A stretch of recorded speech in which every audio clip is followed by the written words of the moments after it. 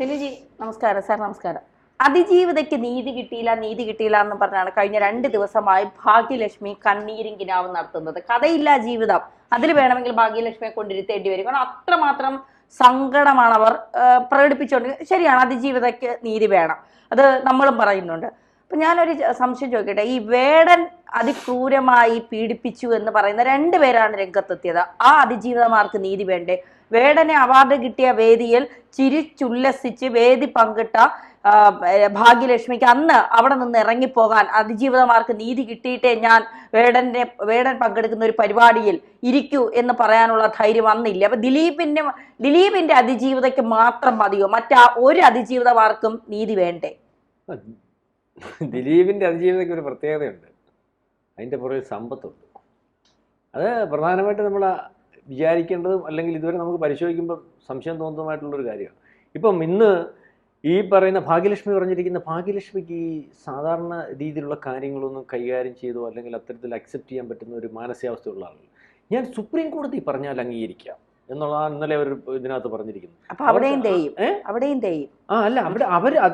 അവര് സുപ്രീം കോടതി പറഞ്ഞാൽ അംഗീകരിക്കാം. സാധാരണ ഈ കോടതി എന്നും പറഞ്ഞാൽ അവർക്ക് അത് അംഗീകരിക്കാൻ കോടതിയല്ല, അവർക്ക് അവരുടെ നിലപാടിനകത്ത് നിന്ന് വ്യത്യാസം വരുത്താനൊന്നും പറ്റത്തില്ല.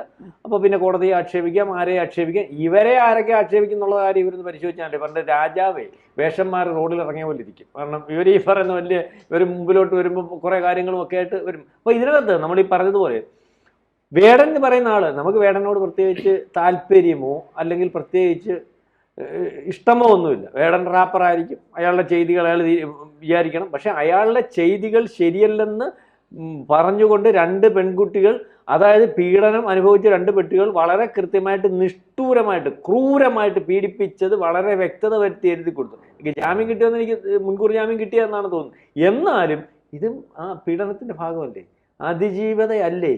ഈ അതിജീവിതയ്ക്ക് ഇവരീ പറയുന്ന അതിജീവിതയും ആ അതിജീവിതയും തമ്മിൽ ഒരേ നമ്മളീ പറയുന്ന ഒരു കോസിന്റെ പേരിലാണല്ലോ ഇവരൊക്കെ നിൽക്കുന്നത്. അതായത് സ്ത്രീകളെ പീഡിപ്പിക്കാൻ പാടില്ല, അല്ലെങ്കിൽ ആ പീഡനത്തിന് വിധേയമായവർക്ക് ന്യായമായ നീതി അല്ലെങ്കിൽ അത്തരത്തിൽ കാര്യങ്ങൾ കിട്ടണമെന്നൊക്കെ പറയുമ്പോൾ ഇതിനകത്ത് എന്താ വരാത്ത? വേടന്റെ കാര്യത്തിനകത്ത് വേടന്റെ സംസ്ഥാന അവാർഡ് കിട്ടി.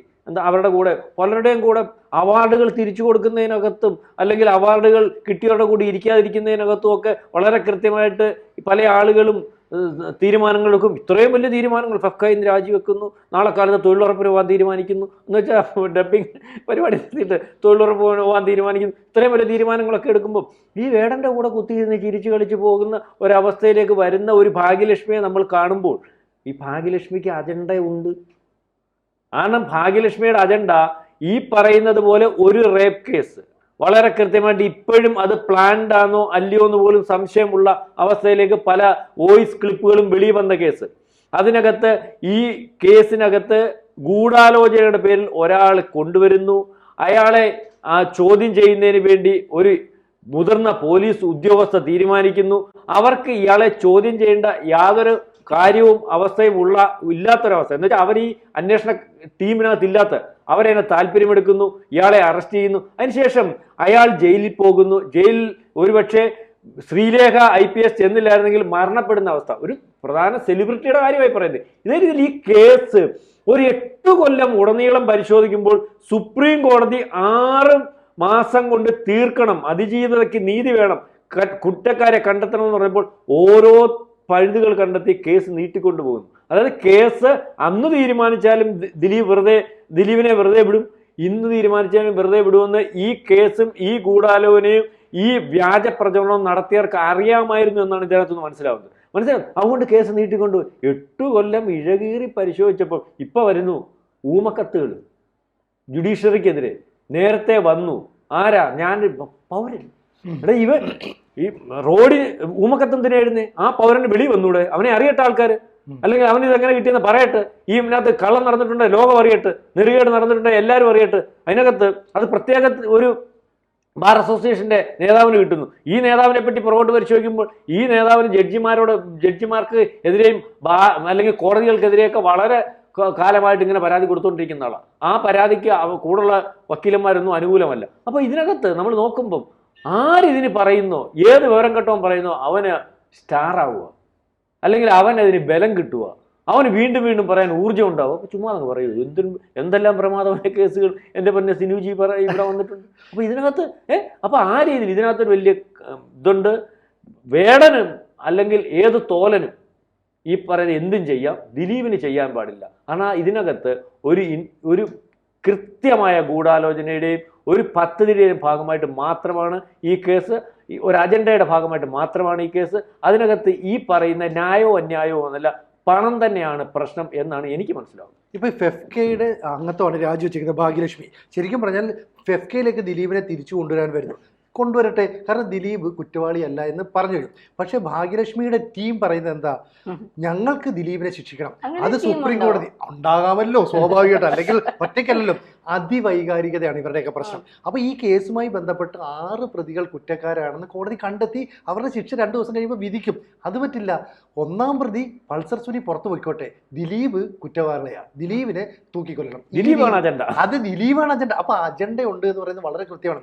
ഭാഗ്യലക്ഷ്മിയെ പോലെയുള്ള ആൾക്കാർ എന്താ പറയുക, ഇനി ദിലീപിന്റെ ഒരു ചിത്രവുമായിട്ട് ഞങ്ങൾ സഹകരിക്കില്ല എന്നൊക്കെ പറഞ്ഞു. ഇതുപോലെ പറഞ്ഞ ആളുകൾ പിന്നീട് രാമലീല എന്ന് പറയുന്ന ചിത്രത്തിൽ ദിലീപിന്റെ അമ്മവേഷത്തിൽ അഭിനയിച്ച മറ്റൊരു ഭാഷയിലെ നടിക്ക് ശബ്ദം കൊടുക്കുന്നു, എന്നിട്ട് 1.25 ലക്ഷം രൂപ പ്രതിഫലം വാങ്ങുന്നു. അപ്പോൾ സ്വന്തം വയറ്റിപ്പിഴപ്പിന് കാര്യങ്ങളെല്ലാം ചെയ്യുകയും ചെയ്യും, ഇപ്പുറത്തേക്ക് മാറിയിട്ട് ഇത്തരം നിലപാടെടുക്കും. അപ്പൊ അജണ്ട വളരെ കൃത്യമല്ലേ? എന്നിട്ട് പറയുന്നു ഇത് മാത്രമല്ലല്ലോ കോടതി, ഇനിയും കോടതി ഉണ്ടല്ലോ. അപ്പോൾ ഇപ്പോൾ വിധി പ്രഖ്യാപിച്ച കോടതി അവർക്ക് വിലയില്ല, ഇനി ഹൈക്കോടതിയും ഇതേ നിലപാടെടുത്താൽ അതിനും വിലയില്ല എന്ന് പറഞ്ഞാൽ തങ്ങൾക്ക് താല്പര്യമുള്ള വിധി വരുമ്പോൾ മാത്രമേ ആ കോടതിയോട് യോജിക്കുന്നുള്ളൂ. വിധിയോട് താല്പര്യമില്ലെങ്കിൽ എന്ത് ചെയ്യും? ഇത് പറഞ്ഞപ്പോഴാണ് മറ്റൊരു കാര്യം, ഇതില് ഈ അതിജീവിതയോടൊപ്പം ഏറ്റവും കൂടുതൽ കട്ടയ്ക്ക് നിന്നതാണ് രായപ്പൻ പൃഥ്വിരാജ്. പിന്നെ ദിലീപിനെ ഇതിന്റെ അമ്മയെ സംഘടനയിൽ നിന്ന് പുറത്താക്കണം, ഒരു ക്രിമിനലിനെ ഇതിന്റെ അകത്ത് വെച്ച് വാഴിക്കാൻ പറ്റില്ല എന്നൊക്കെ വലിയ വീരവാദം സമ്മേളനം നടത്തിയ ഒരാളാണ്. അല്ല, ഈ പറയുന്ന അതിജീവിതയ്ക്ക് ഈ ദിലീപ് ശത്രുത തുടങ്ങിയതിനു ശേഷം അവർക്ക് സിനിമയിൽ ചാൻസ് ഇല്ല, മലയാള സിനിമയിൽ പല ചാൻസുകളും അവർക്ക് നഷ്ടപ്പെട്ടു എന്ന് പറഞ്ഞു. ഈ ദിലീപ് കുറ്റക്കാരനായതിനു ശേഷം പൃഥ്വിരാജാണ് മലയാള സിനിമ പിന്നെ എന്താ പറയുക വളർത്തി വലുതാക്കിയത്. അപ്പൊ ഇയാൾ അതിനുശേഷം ഒരുപാട് സിനിമകൾ എടുത്തു. ഏതെങ്കിലും ഒരു സിനിമയിൽ ഈ അതിജീവിതയെ നമ്മൾ കണ്ടോ? ഒരു ചെറിയ റോളിൽ പോലും എവിടെയെങ്കിലും ഈ അതിജീവിതയ്ക്ക് ഒരു റോള് കൊടുക്കാനോ മലയാള സിനിമയിലേക്ക് അവരെ തിരിച്ചു കൊണ്ടുവരാനോ ഞങ്ങൾ നിന്നോടൊപ്പം ഉണ്ട്, നിന്റെ അഭിനയം അവസാനിപ്പിച്ച അവരുടെ മുന്നിൽ കൂടെ നീ അഭിനയിച്ച് വെള്ളിത്തിരയിൽ നിറഞ്ഞു നിൽക്കണം എന്ന് പറഞ്ഞുകൊണ്ട് ഈ പുതുമുഖങ്ങളെ തേടിയൊക്കെ പൃഥ്വിരാജ് സഞ്ചരിച്ചാൽ എപ്പോഴെങ്കിലും ഈ അതിജീവിതയെ എവിടെയെങ്കിലും കൊണ്ടുവന്ന ഇവരുടെ ഒന്നും പ്രശ്നം അതല്ല. ഇവരുടെയൊക്കെ പ്രശ്നം ദിലീപാണ്. അതിജീവിത നീതി കിട്ടുകയോ കിട്ടാതിരിക്കുകയോ ചാവുകയോ എവിടെയെങ്കിലും ഇറങ്ങി പോവുകയോ അതൊന്നും ഇവർക്കൊരു വിഷയമല്ല. പേരിനൊരു അതിജീവിത. പക്ഷെ ഇവരെ സംബന്ധിച്ച് ദിലീപിനെ പൂർണ്ണമായും തകർക്കുക, ദിലീപിനെ ഉയർത്തെഴുന്നേൽക്കരുത്, ദിലീപിന്റെ ജീവിതം തന്നെ ഇല്ലാതാക്കുക. ഇവര് ചോദിക്കുന്നത് കൊട്ടേഷൻ ഇതൊക്കെ പറയുന്നുണ്ടല്ലോ. അപ്പോൾ ഇതില് പൾസർ സുനി ഇന്ന് ഒരു പോസ്റ്റ് എല്ലാവരും ഷെയർ ചെയ്തുകൊണ്ടിരിക്കുന്നു. ഒരാൾക്ക് ചോറ് ഉണ്ടോണ്ടിരുന്നപ്പോൾ ഒരു ബോധോദയം വന്നു, ഒരു കാറിൽ ഒരു സ്ത്രീ സഞ്ചരിക്കുന്നു, എന്നാൽ പോയി അവളെ ബലാത്സംഗം ചെയ്യുക. അങ്ങനെ അയാൾ ഇറങ്ങി കാറിൽ കയറി ആ സ്ത്രീയെ ബലാത്സംഗം ചെയ്യുന്നു. കൊട്ടേഷൻ ആര് കൊടുത്തു എന്നുള്ളത് ഇതാണ്. പല കേസുകൾ, ജിഷ വധക്കേസിൽ ആരാണ് കൊട്ടേഷൻ നൽകിയത്? സൗമ്യ വധക്കേസ് ആരാണ് കൊട്ടേഷൻ നൽകിയത്? അതുപോലെ എത്ര കേസുകൾ നമുക്ക് എടുത്തു പറയാൻ കഴിയും. ഇതിലൊക്കെ ആരാ കൊട്ടേഷൻ നൽകിയത്? പൾസർ സുനിക്ക് നേരത്തെ ഈ അതിജീവിതയെ അറിയാം. ഗോവയിലെ ഒരു ഷൂട്ടിങ്ങിൽ അവർ 1 മാസത്തോളം ഒരുമിച്ചുണ്ടായിരുന്നു. ഇനി മാത്രമല്ല, ഇവിടുത്തെ പ്രശ്നം എന്താ, ഈ അതിജീവിതയ്ക്ക് വേണ്ടി മലയാള സിനിമയുടെ താരസംഘടനയായ അമ്മയിൽ നിന്ന് ആരും വിളിച്ച് സങ്കടം രേഖപ്പെടുത്തിയില്ല. ഇപ്പൊ താരസംഘടനയുടെ തലപ്പത്തിരിക്കുന്നത് വനിതകളാണ്, സ്വാഭാവികമായിട്ടും പ്രസിഡന്റും സെക്രട്ടറിയൊക്കെ വനിതകളാണ്. ഈ വനിതകൾ വിളിച്ച് അതിജീവിതയോട് സംസാരിച്ചില്ല എന്നാണ് ഭാഗ്യലക്ഷ്മിയുടെ മറ്റൊരു ആരോപണം. ഈ അതിജീവിതയുടെ അടുത്ത് ഇവർ സംസാരിക്കുന്നത് എന്തായിരിക്കും സംസാരിക്കുക? ഇവർ സംസാരിക്കുമ്പോൾ സ്വാഭാവികമായിട്ടും ചോദിക്കുന്നു അതിജീവിത എന്തെങ്കിലും പ്രശ്നമുണ്ടോ എന്നൊക്കെ പറയുമ്പോൾ ഉടനെ തിരിച്ചൊരു മറുപടി ചോദിക്കുകയാണ്, നിങ്ങൾക്ക് തോന്നുന്നുണ്ടോ എനിക്ക് കിട്ടിയ നീതി യുക്തമാണ്, ഈ കോടതി വിധി ശരിയാണെന്ന് തോന്നിയാൽ ഇവരെന്ത് മറുപടി പറയും? കാരണം ദിലീപ് എന്ന് പറയുന്ന നടനെ ഇവർക്ക് പ്രത്യേകിച്ച് താല്പര്യമില്ലെങ്കിൽ പോലും ദിലീപ് രക്ഷപ്പെടണമെന്നായിരിക്കില്ല ഇവർക്ക് ആഗ്രഹം. അതിജീവിതയ്ക്ക് നീതി കിട്ടണം, 6 പ്രതികൾ ശിക്ഷിക്കപ്പെട്ടു. അപ്പോൾ അമ്മ എന്ന് പറയുന്ന സംഘടന മോശം, ഫെഫ്ക എന്ന് പറയുന്ന സംഘടന മോശം, സിനിമാ സംഘടനയിലെ ബാക്കിയുള്ള ഘടകങ്ങളെല്ലാം മോശം. ഇന്നലെ വരെ അതിജീവിതയുടെ കൂടെ നിന്നിട്ടുണ്ടെങ്കിൽ അത് ഓക്കെ. അപ്പൊ ഭാഗ്യലക്ഷ്മി ഒറ്റയ്ക്കല്ല, അതാണ് ഞാൻ നേരത്തെ പറഞ്ഞത്. ഭാഗ്യലക്ഷ്മി ടീം എന്ന് പറയുന്നത് സംഘവും, അതെ ഭാഗ്യലക്ഷ്മി സംഘം അല്ലെ. ചിലപ്പോ ഈ വേടന്റെ കാര്യത്തിൽ ഈ നിലപാട് എടുക്കാത്തത് വേടൻ ഇനി ഇവരുടെ ആരെങ്കിലും ആണോ? അങ്ങനെയും പറ്റുമോ? അല്ല, അങ്ങനെയല്ല സിനിജി. ഇപ്പൊ ഈ വേടന്റെ അതിജീവിതമാർ ഫേമസ് അല്ലല്ലോ, അവർക്ക് ഈ അത്ര വലിയ രീതിയിലല്ലല്ലോ. വേടനാണ് ഫേമസ്. അതുകൊണ്ട് അതൊന്നുമല്ല വേടന്റെ അതിജീവിതയുടെ ഫേമസോ വേടനാണ് ഫേമസോ ഒന്നുമല്ല വിഷയം. ഇതിനകത്തൊരു അജണ്ടയുണ്ട്. ഇതിനകത്ത് അജണ്ട ദിലീപാണ്. ദിലീപിനെ തീർത്തു തരാമോ എന്ന് ദിലീപിനെ ദിലീപിനെ തീർക്കുന്നതിനുള്ള കൊട്ടേഷനാ. ഇവര് പറയുന്നല്ല കൊട്ടേഷൻ ഉണ്ട് അതിജീവിതയെ ബലാത്സംഗം ചെയ്യുന്നതിന് കൊട്ടേഷൻ കൊടുത്തു. അതല്ല ഇതിനകത്ത കൊട്ടേഷൻ. യഥാർത്ഥത്തിലുള്ള കൊട്ടേഷൻ എന്ന് പറഞ്ഞാൽ ദിലീപിനെ തീർത്തു തരുക, അല്ലെങ്കിൽ ദിലീപിനെ ഇല്ലായ്മ ചെയ്തു തരുക, ഈ ഇൻഡസ്ട്രിയിൽ നിന്ന് നീക്കം ചെയ്തു തരുക, അതിന് ഇത്ര കോടി തന്നേക്കാം. അതിനകത്ത് ആ കൊട്ടേഷന്റെ ഭാഗമായിട്ട് നിൽക്കുന്നവരവരെല്ലാം, അതിന് തർക്കമൊന്നും വേണ്ട. അതുകൊണ്ടാണ് അതിനകത്ത് ജുഡീഷ്യറി പറഞ്ഞാലും അംഗീകരിക്കേണ്ട, ആര് പറഞ്ഞാലും അംഗീകരിക്കേണ്ട, ഇന്ത്യൻ ഭരണഘടന പറയുന്ന നിയമങ്ങൾ പോലും അംഗീകരിക്കേണ്ട എന്നുള്ള രീതിയിലേക്ക് പോവുക. അതുകൊണ്ടാണ് ജുഡീഷ്യറി അവഹേളിക്കുന്നു. ഞാൻ ചോദിച്ചോട്ടെ, സിനുജി ഏത് കേസിനകത്താ പോലീസ് ടാർഗറ്റ് ചെയ്യുന്ന മൊത്ത പ്രതികളും ശിക്ഷിച്ചിട്ടുള്ളത്? കൊലപാതകം ശിക്ഷിച്ചിട്ടില്ല. പ്രമാദമായ ഒരു കേസ് അതിനാ കോടതി എന്ന് പറയുന്നത്. ഇപ്പൊ ഈ ശിക്ഷ വെച്ച ജഡ്ജി പോലും പറയുന്നത് പ്രോസിക്യൂട്ടർ കൊണ്ടുവരുന്ന അല്ലെങ്കിൽ പോലീസ് കൊണ്ടുവരുന്ന മുഴുവൻ പ്രതികളെ ശിക്ഷിക്കാനല്ല, സമൂഹത്തിന് മുന്നിൽ അതിന് കൃത്യമായ ഒരു സന്ദേശം. അതാ പോലീസിനകത്ത് എത്ര പ്രതിയേർക്കാം, എഴുതി ചേർത്താൽ മതി. പേനയുടെ ഇതേ ഉള്ളൂ.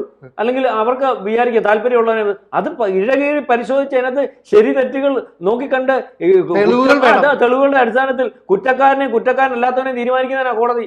അതിന് ഇവര് പറയുന്നു ദിലീപിനെ മാത്രം ശിക്ഷിച്ചാൽ മതി. ദിലീപ് എന്ത് ചെയ്തു? ദിലീപ് ഇവരെ അല്ലെങ്കിൽ പീഡിപ്പിച്ചൊന്നുമില്ല, പീഡനം നടത്തിയതിന് ഗൂഢാലോചന നടത്തി. ഹോട്ടൽ മുറിയിൽ പീഡിപ്പിച്ചവന്റെ ശിക്ഷ വേണ്ട, പീഡിപ്പിച്ചവന് ശിക്ഷ വേണ്ട, ഗൂഢാലോചന നടത്തിയ ആൾക്ക് ശിക്ഷ കൊടുക്കണം.